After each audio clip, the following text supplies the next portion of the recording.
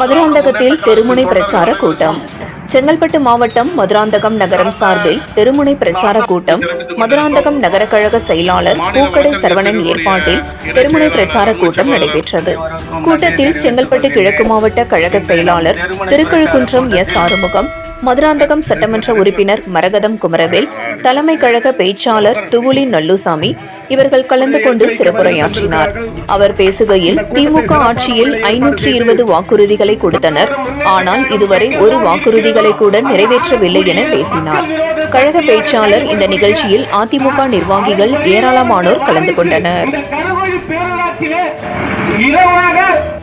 சட்டசபையில் தீர்மானம் போட்டார், எல்லாத்தையும் அலசி ஆராய்ச்சி பார்த்து நடக்காது என்ற காரணத்தால் புரட்சி தமிழர் எடப்பாடியார் என்ன செய்தார்னா, நீங்க அதே போல கடந்த பாருங்க, இந்த 2.5 வருட ஆட்சியில திராவிட முன்னேற்ற கழகத்தினுடைய தோழர்களே சொல்றாங்க, அவருடைய நண்பர்களே திராவிட கட்சிக்காரங்களே எடப்பாடியாரே பரவாயில்லைங்க, எடப்பாடியார் ஆட்சியே ரொம்ப சிறப்பா இருந்ததுங்க, இந்த ஆட்சி எங்களுக்கு ஒரு வேலையும் செய்யல, நடக்கல.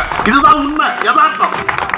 5 வாக்குறுதிகளை அளித்து 5 வாக்குறுதிகளை நிறைவேற்றாத ஒரு அரசு இந்த மு.க. ஸ்டாலின் அரசு. ஒரு பொம்மை அரசு. அந்த பொம்மை அரசு இன்றைய தினத்திலே பல கோடி ரூபாயை ஊழலை செய்து இன்றைய தினத்திலே சிறைசாலையிலே இருக்கின்ற ஒரு அமைச்சராக செந்தில் பாலாஜி அவர்களும் பொன்முடி அவர்களும் இன்றைய சிறை சென்று கொண்டிருக்கிறார்கள். இதுபோல் ஆட்சி தான் இந்த நாட்டிலே நடந்து கொண்டிருக்கிறது. இந்த மதுராந்தகம் நகரத்தை பொறுத்த மட்டில் ஆட்சி வந்ததுக்கு அப்புறம் கோயம்புத்தூர்ல வெடித்தது பத்தாதுன்னு அமைதியான மாநிலம் சொன்னாங்க, கவர்னர் மாளிகையிலே கொண்டு வெடிக்குது. இது என்ன நியாயம்? ஆகையினால இது எப்படிப்பட்ட ஆட்சி என்பதை நீங்கள் எல்லாம் எண்ணி பார்க்க வேண்டும். ஸ்டாலின் வர்றதுக்கு முன்னாடி அதுக்கு ஒரு டைட்டில் கொடுத்தாங்க, ஸ்டாலின் தான் வர்றாரு விடியல் தர போறாரு, ஸ்டாலின் தான் வர்றாரு விடியல் தர போறாருன்னு. உடனே நம்ம தாய்மார்கள் எல்லாம் முகம் இப்போ ரொம்ப இருட்டா இருக்கு பிறகு இவர் வந்த உடனே தான் விடிய போகுதுன்னு இருக்காங்க. நல்லா விடிஞ்சு போச்சு எல்லாமே.